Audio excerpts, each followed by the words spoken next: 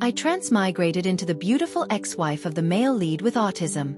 Though I spoke to him 800 times a day, he still refused to spare me a glance. So I gave up. The system told me to please the male lead, but I kicked his shoulder and asked him to cook me 3 dishes and a soup. He was in the kitchen, the spatula smoking as he cooked. I sipped my bubble tea and instructed, "Next time, order the tea with less ice, 30% sugar, and add a cheese foam topping." Later, when the powerful business tycoon attended a top-tier meeting, his phone alarm suddenly rang. Everyone held their breath. The man, known for his stern demeanor, suddenly smiled. "It's time. I need to order her a cup of milk tea." Welcome to listen to my full Sweet Love series novel. I'm the blogger and I'm Twilight's novel. Now let's start the main story. I transmigrated into the beautiful ex-wife of the male lead with autism. At first I refused. You know, I've always loved talking since I was a child. During the new year back home, I could silence a dozen elderly ladies with just my words. I post over 10 updates on my social media every day. My voice messages are always 60 seconds long.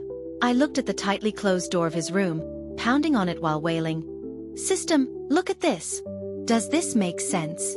Ethan and I had been married for 2 years, and most of the time, he locked himself in his room, not speaking, just tinkering with his woodwork. Every day, I stood outside his door, reciting the events of the day like a mantra. For example, today the bubble tea shop gave me fewer pearls, the 50% sugar was too sweet, and the neighbor Aunt Zhang's son's cat gave birth to 3 kittens. But I never heard a single word in response. Every day, I ended up talking to the air or the potted plants. I'm not far from developing autism myself. The system suggested I use my charm.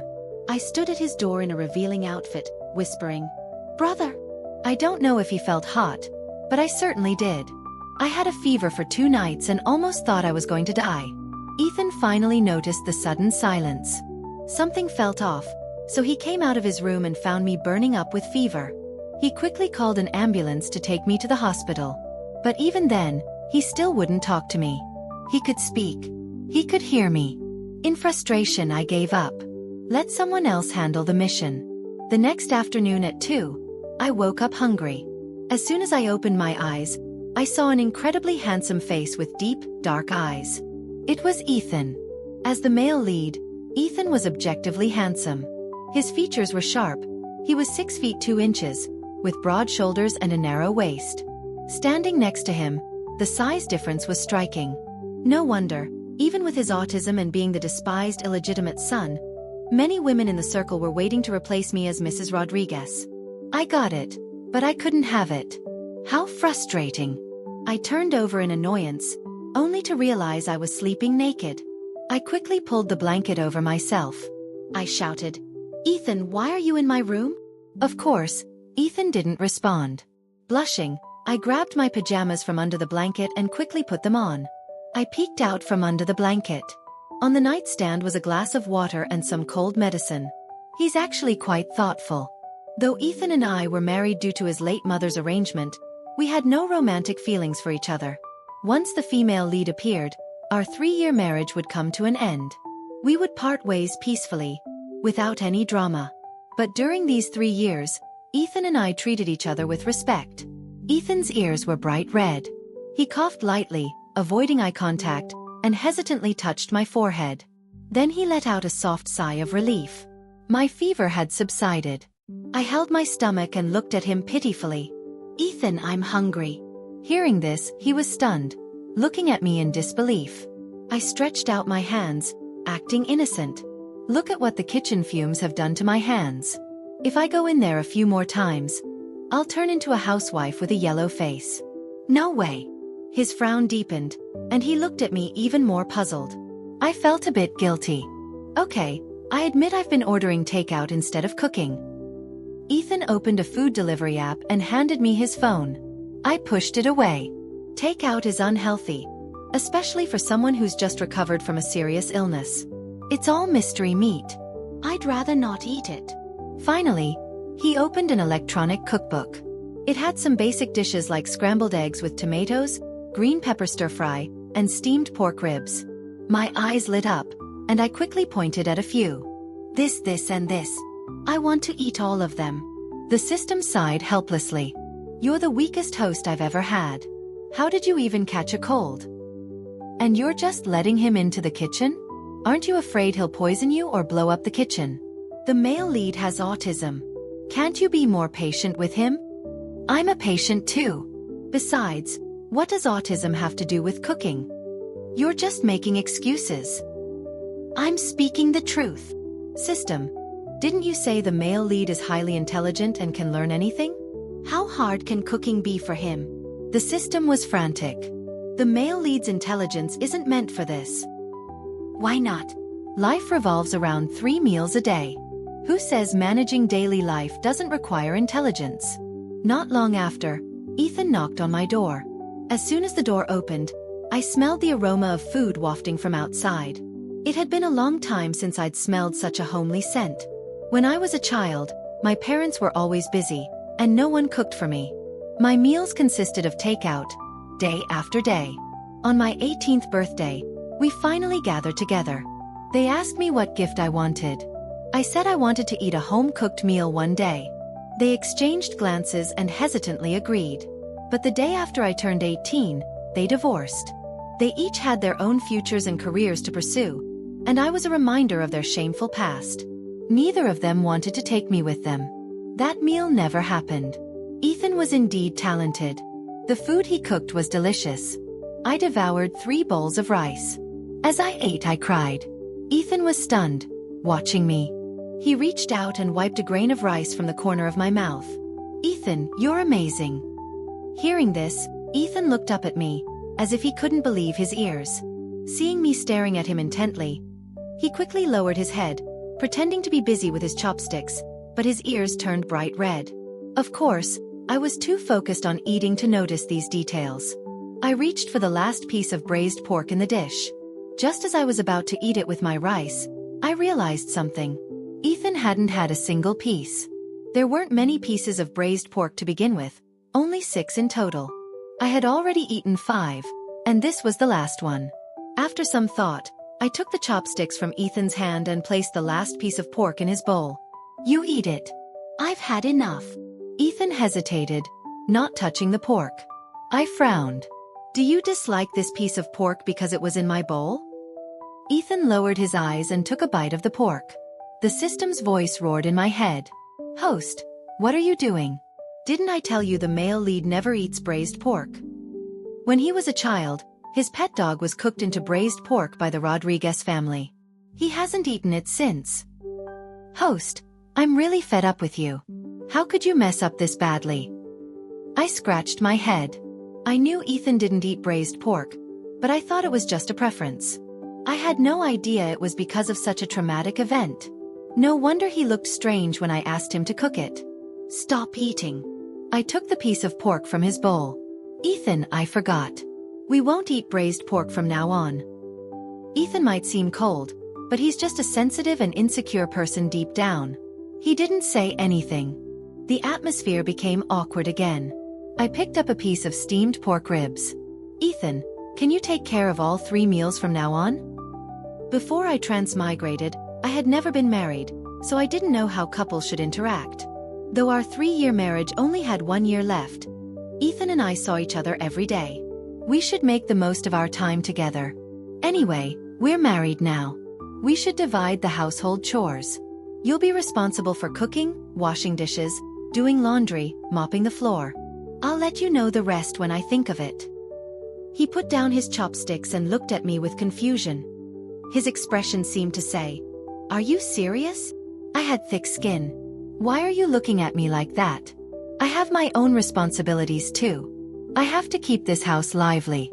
It's exhausting talking 800 sentences a day. Don't you feel sorry for me? Ethan suddenly reached out. I instinctively protected my bowl. What are you doing? Trying to steal my food.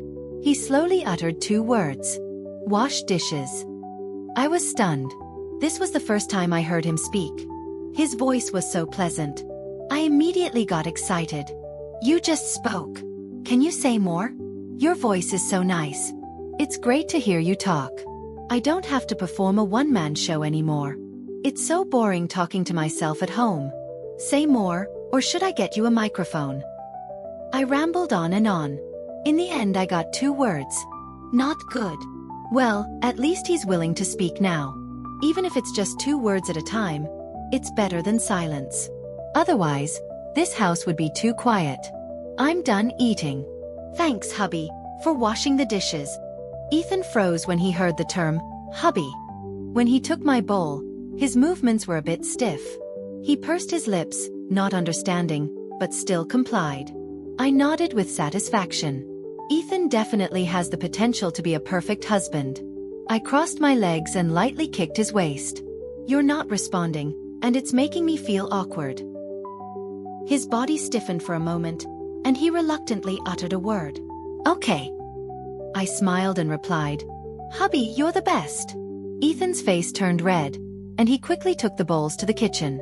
Ethan was in the kitchen washing dishes. I lay on the sofa, choosing between bubble tea brands when the doorbell suddenly rang. I got up and went to the door. Who is it? I pressed my ear against the door to listen, but the passcode lock was suddenly opened. In front of me was an elderly man's face and a middle-aged woman's refined features. Young master, Mrs. Rodriguez is here to see you. The so-called Mrs. Rodriguez, who is the wife of Mr. Rodriguez. She didn't have a son, only a daughter, Wendy Rodriguez, with Mr. Rodriguez. After giving birth to Wendy, her health deteriorated, and despite years of treatment, she couldn't conceive a son. So she turned her attention to Ethan. After Ethan's mother passed away, Mrs. Rodriguez had been subtly trying to get close to him. Ethan's mother had loved Mr. Rodriguez until her death, but Ethan had always hated his father. He refused to return to the Rodriguez family or accept any money from his father. Mr. Rodriguez felt guilty toward Ethan's mother. Ethan was his only son. So if Ethan returned home, he would eventually inherit the Rodriguez family.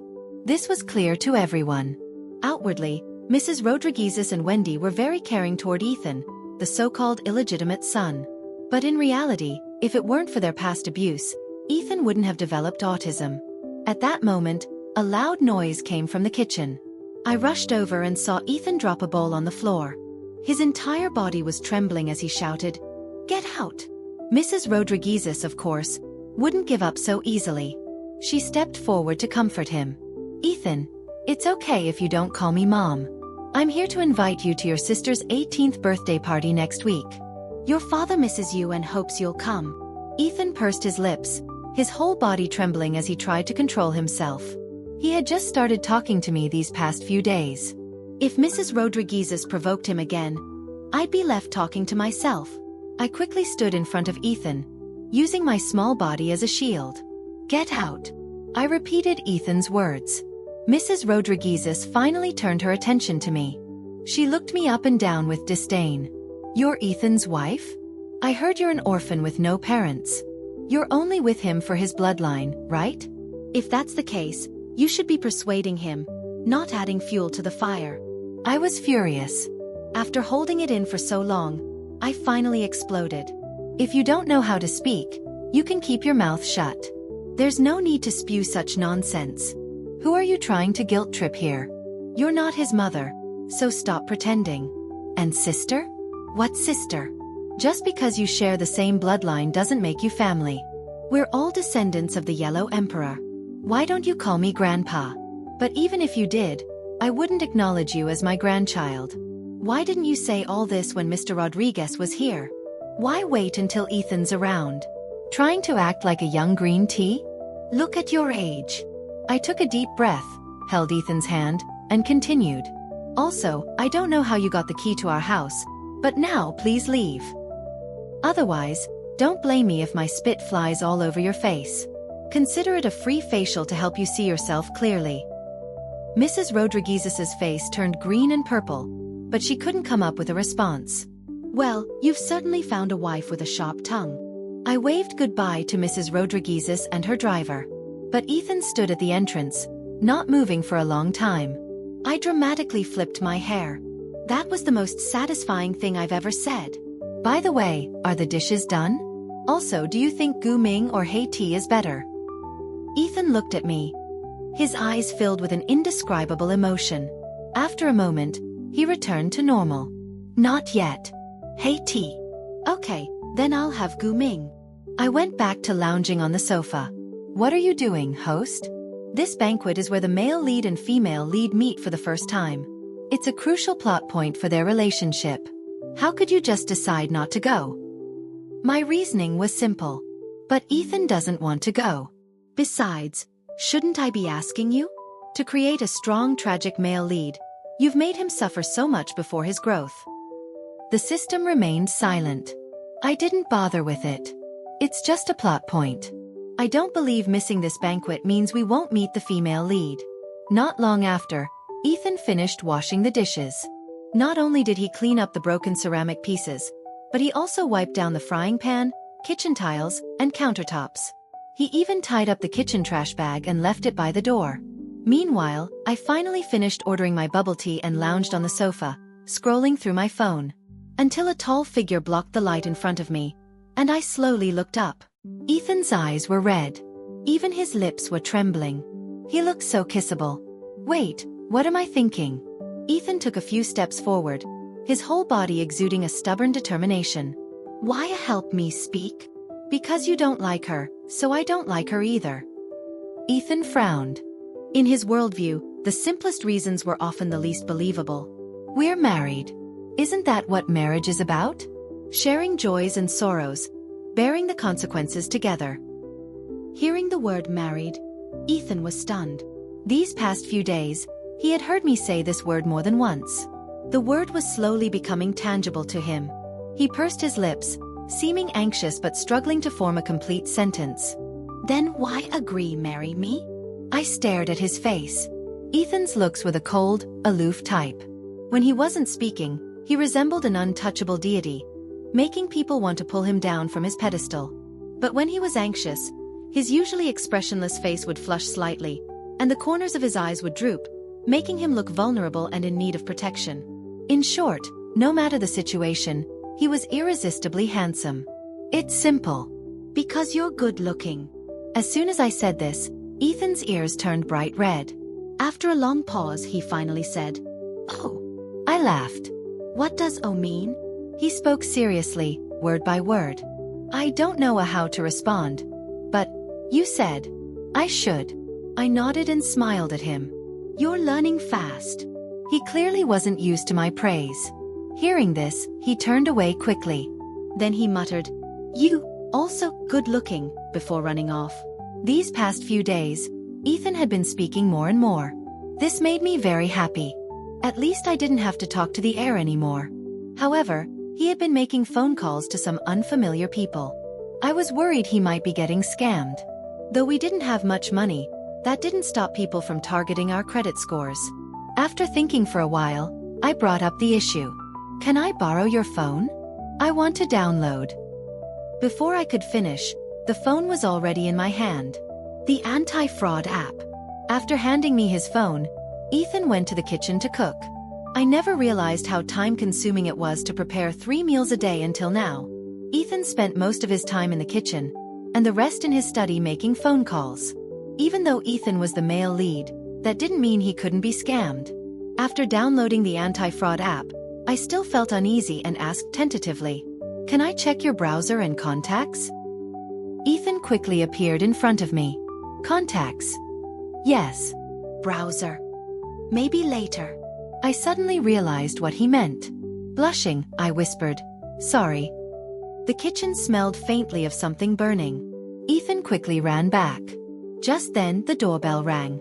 Someone outside called, "Delivery." I was confused because I didn't remember ordering anything. Opening the door, I saw a cup of Gu Ming bubble tea. Ethan had ordered it. Brewed milk tea with cheese foam, 30% sugar, less ice. Just the way I liked it. The sound of the kitchen vent stopped. Ethan took off his apron and brought out the stir-fried green pepper and pork. I shook the bubble tea I had already opened. "Did you order this?" Ethan placed the rice on the table and glanced at me. "Yes." He spoke naturally. "You always order a cup to drink after meals, so I ordered it early. Drink it now, or you'll have trouble sleeping tonight." I was puzzled. Trouble sleeping? How do you know I? You didn't sleep either? No. Were you eavesdropping at my door? This room. isn't soundproof. I was devastated. Completely devastated. Ethan must have heard my nightly laughter and the inappropriate videos I watched to fall asleep. Wait. No. So what if he knew? Why did he have to say it out loud? A few days later, early in the morning, while Ethan was preparing breakfast, the Rodriguez family sent over a set of formal attire for him and a gown for me. It was for Wendy's 18th birthday party that evening. A few nights ago, I overheard Mr. Rodriguez calling Ethan, threatening him with his mother's belongings to attend the party. Ethan had been acting awkward around me these past few days, probably trying to figure out how to tell me. I said softly, "This gown is quite beautiful. I've never worn such an expensive dress before." Ethan's eyes lit up. "You're willing to go?" "Yes, I'll go with you." It seemed the plot was back on track. Ethan would meet the female lead here, and they would fall in love, overcoming obstacles together. I should have been happy that the mission was nearing its end. But for some reason, I felt uneasy. That afternoon, I stayed in my room, following makeup tutorials online.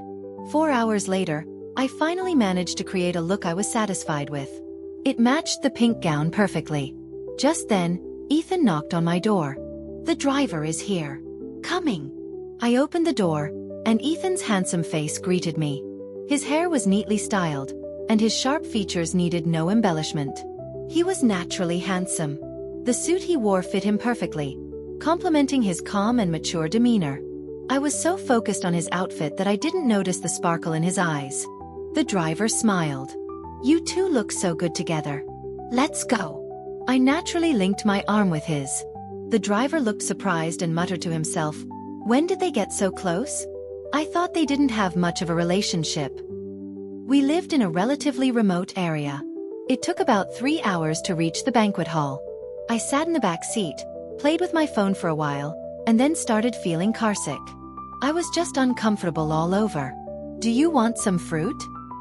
Ethan suddenly pulled out a container from his bag. Inside were neatly cut pieces of honeydew, watermelon, and washed strawberries. I was pleasantly surprised. "You brought fruit with you. And snacks." He handed me the bag, and I rummaged through it. I even found a cup of bubble tea. I was shocked. "You even brought bubble tea? When did you buy this for me?" This place only takes orders in person, and the line is always an hour long. "Did you go out this afternoon to buy it for me? Less ice, 30% sugar. Just the way I like it." "Ethan, you're the best." As soon as I finished speaking, his expression turned cold. That was strange. Did I say something wrong? I sipped the pearls. So satisfying. I occasionally worried. "Ethan, do you think I'll get fat from drinking too much bubble tea?" He replied calmly, "No. You're already so thin." Though he spoke softly, I still heard him. "Ethan, say more things like that. I love hearing it." "Okay." The driver smiled warmly from the front seat. When we arrived at the venue, Ethan and I didn't go straight in.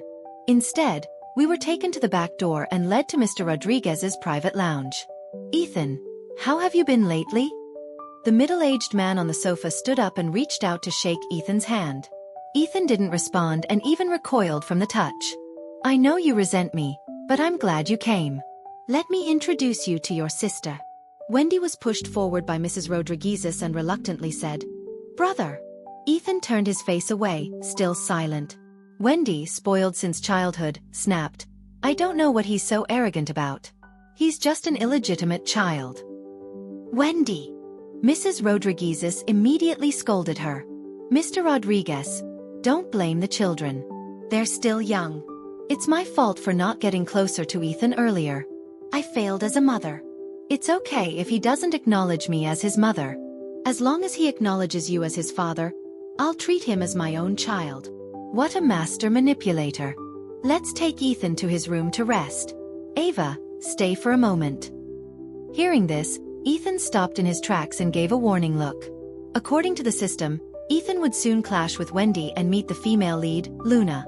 Only by meeting Luna would he overcome his autism and begin his journey as the male lead. "Ethan, go ahead and settle in. I'll join you soon." Ethan hesitated but eventually listened to me. He certainly listens to you. Other than his mother, I've never seen him trust anyone so much. Mr. Rodriguez said sarcastically. Ethan's mother arranged your marriage, but Ethan doesn't like you, and you don't like him. I know you're only with him for the money.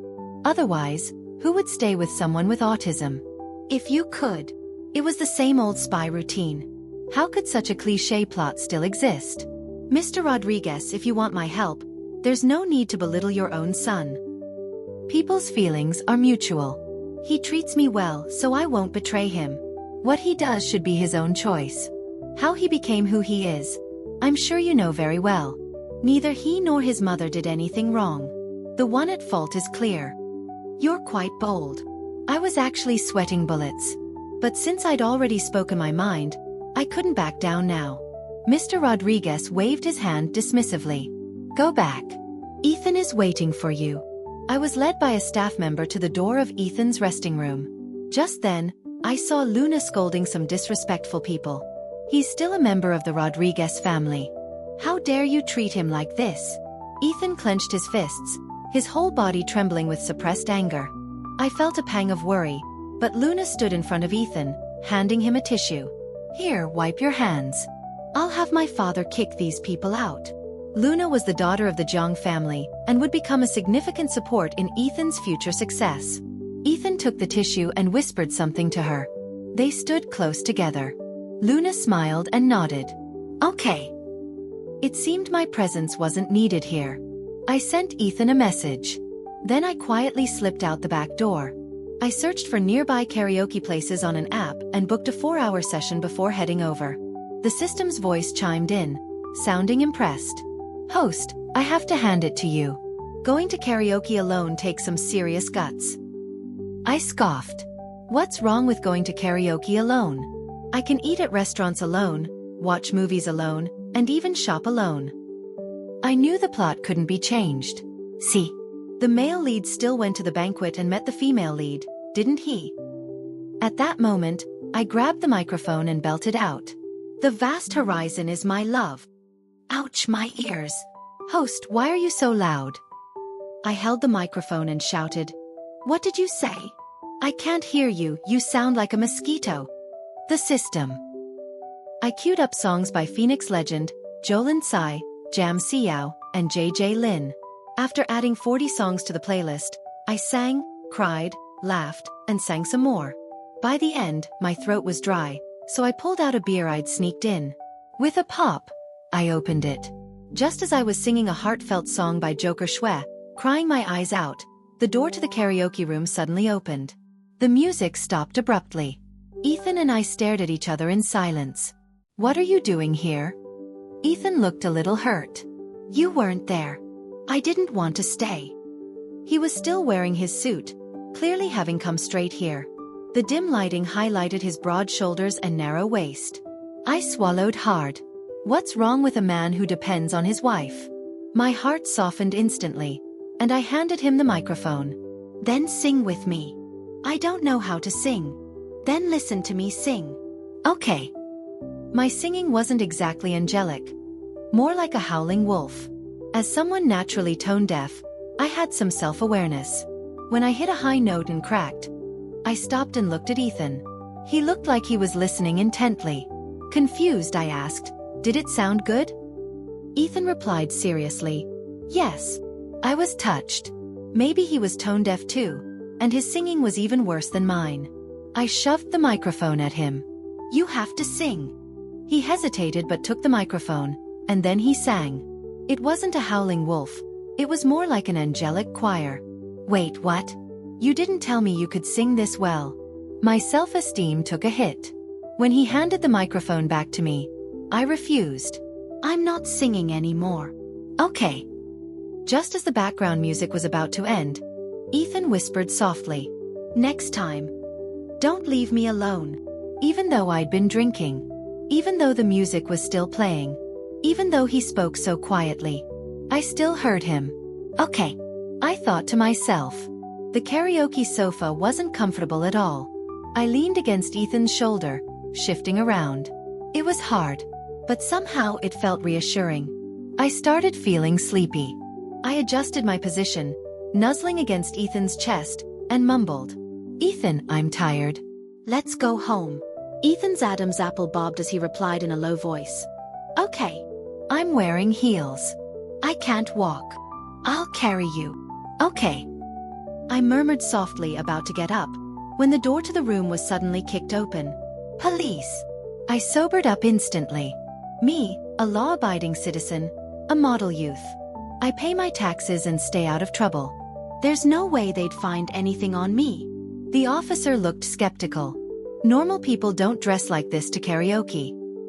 True, we did look like we were cosplaying. I innocently pulled up a photo of our marriage certificate on my phone. Officer, even if we don't look like a typical couple, we're legally married. The officer studied us for a long time before finally saying, "Keep the PDA at home. Be mindful of the setting." Apparently, they'd caught a few illegal activities in the neighboring rooms. After the police left, I turned to look at Ethan. I burst out laughing. You know, in that suit, you really do look like a male model. Ethan's face darkened as he picked me up. Don't drink so much next time. I won't. Before I could finish, he kissed me, silencing my words. Ethan's lips were soft, and they tasted faintly of mint. My face burned red. When he finally pulled away, he whispered, "Does this make us seem more like a married couple?" We were still far from home. Ethan carried me, holding my high heels in one hand. We walked slowly down the road. After a while, a little orange cat darted out from the side. I asked Ethan to put me down. I crouched and called out to the cat in my best imitation of a meow. I meowed once. The cat meowed back. It was like it was correcting my pronunciation. Finally, the cat emerged from under the car, meowing at me several times. Then, when it wasn't paying attention, I scooped it up and exclaimed, "Ethan, we have a cat now." The cat pawed at my hand with its soft pads, not extending its claws. Its expression was so smug, as if to say, "Silly human, I've adopted you." Ha, stray cats are first come, first served. When I'm gone, this cat can keep you company. Ethan froze. Why would you leave? Ethan, there will be better people in your life. We're all just passing through each other's lives. Ethan lowered his eyes and didn't respond. After that day, the Rodriguez family seemed to have some major issues with a big order and were too busy to bother us. I continued to laze around at home, unemployed. But Ethan seemed busier than ever. Busy is good, I guess. No matter how busy Ethan was, he never forgot to order my bubble tea on time. Though, out of concern for my health, he reduced it from once a day to once a week. No matter how much I begged, he wouldn't budge. If I tried to order secretly, he'd find out. Life was hard. A few days later, while Ethan was out, Luna came to visit. You're Ethan's wife, right? I'm Luna, a friend of Ethan's. There's something I need to tell you. My heart sank. Was Luna here to stake her claim? It seemed my divorce from Ethan was getting closer. Ethan asked me to buy this limited edition lipstick for you. He saw me wearing this shade and thought it would suit you. I figured it'd be better to give it to you directly. I've heard about Ethan's past. He's been through a lot, but seeing you, I think fate has been fair to him. Having a wife like you is his blessing. After Luna left, I took a photo of the lipstick and sent it to Ethan. Got the lipstick. Thanks. Ethan replied almost instantly. You're welcome. Ethan, I want bubble tea. You had some yesterday. No more for today. Yesterday was fruit tea. Today I want milk tea. It's different. Ethan ignored me. Instead, he forwarded me an article about the dangers of drinking bubble tea every day. Me. Fine. I'll have it tomorrow. Another winter passed. We moved into a large villa. Ethan had started his own company. It was in the field of artificial intelligence, and though the initial investment was high, the returns were promising. I, on the other hand, continued to laze at home, painting, playing with the cat, sleeping, and binge-watching shows. But if I went to karaoke or a bar, Ethan would check on me over 10 times an hour. He was always worried I'd leave him. That time I went to karaoke alone. Did you think I was? Ethan admitted, yes. You said you liked good-looking people. No wonder, after that day, he started paying more attention to his appearance. I'd been so confused, thinking I was just getting carried away. That night, Ethan came home early for once. I was curled up in bed scrolling through my phone, while he read the news beside me. "Ethan, my feet are cold." Ethan instinctively grabbed my feet and tucked them under his shirt. So warm. I glanced at him. "My hands are cold too." Ethan took my hands and placed them under his shirt. But my hands weren't as well behaved as my feet. They wandered across his body, then settled on. Ethan let out a soft groan, put down his phone, and looked at me with a mix of annoyance and something else. I grinned shamelessly. "This spot is the warmest." The room was set to 26 degrees Celsius. My face felt hot. "I'm still cold. Maybe we should do something to warm up." Ethan thought he'd misheard. "Huh. We're married. Shouldn't we do married couple things?" With that, I turned off the light. In the darkness, our breaths mingled. "From now on, don't call me Ethan. Call me hubby." "Okay, hubby." Not enough. In summary, Ethan was obedient in every other aspect. But in bed, when I said stop, he never listened. The story didn't follow the original plot. As I played with the cat, watching Ethan busy in the kitchen, a strange feeling welled up in my heart. I walked over and hugged him from behind. Have you ever thought that maybe we weren't supposed to be together? That you'd have a better partner, a brighter future, maybe even a cheat-like destiny? Ethan blew on a piece of fried pork he just cooked and fed it to me. Once you've chosen a path, there's no point wondering if the flowers on another path are more beautiful. Because I know that what I have now is the best. Yes, the most ordinary, yet happiest days are the ones we're living right now. End of main story. Epilogue, Ethan's perspective. Ava married me because of my mother. She's beautiful, full of life, and should have a brighter future ahead of her. I thought she'd want to leave me, a strange man, as soon as possible. But after my mother passed, Ava didn't rush to leave as I'd expected. Every day, she'd stand outside my room and tell me about the world, how the dead tree had sprouted new leaves, how the sun was brighter than yesterday. She'd tell me about the dramas she'd just finished, crying as she recounted the endings, then comforting herself by saying it was just a story. She always said I ignored her. But the truth is, I listened to every word she said and wrote them all down in my diary. I just didn't know how to respond, afraid I'd say the wrong thing and upset her. Then one day, she didn't speak to me at all, and I felt an emptiness in my heart. Without realizing it, I'd grown dependent on her. I was scared this emotion would become a chain binding me. But when I found her burning with fever, all my fears vanished. That was the first time I'd been so close to her. My heartbeat told me the truth. I loved her. I'd loved her since the moment I first saw her. Who wouldn't love someone so radiant? But I didn't know how to talk to her. Having been silent for so long, I didn't know where to start. She said she wanted home-cooked meals, not takeout. So I learned to cook. She said she wanted bubble tea, so I ordered it for her. Her happiness was simple. A delicious meal, a perfectly made tea, a stray cat brushing against her ankle. She said we were married, so we should help each other. Married? What did it mean to be married? My mother had waited for that man for over 20 years. Even though she'd met him first, she was labeled a homewrecker and cursed for the rest of her life. She died without ever becoming his wife. But she said she didn't hate him. She only hated herself. To me, love had always been something that made people lose their rationality. But when Ava stood up for me against Mrs. Rodriguez's, when she sympathized with my past, when she called me handsome and praised my cooking, I began to waver. The first time she called me hubby, my mind went blank. I knew I was completely defeated. I couldn't let her continue to suffer with me. I wanted to give her a better future. She wanted me to talk more, so I tried to speak more. She liked it when I called her beautiful, so I complimented her often. I took her words to heart, whether they were right or wrong. I worked hard to fulfill her wishes, no matter how difficult. Our life was simple. To outsiders, it might even seem dull. But to me, this ordinary happiness was a blessing. I had a dream. In it, Ava left me without hesitation after my mother's death. Her expression was cold. She told me there were no feelings between us, and that our marriage had only been to repay my mother's kindness. In the dream, we divorced, and I fell in love with another girl, married her, and took over the Rodriguez family. I lived a completely different life. When I woke up, I was still shaken.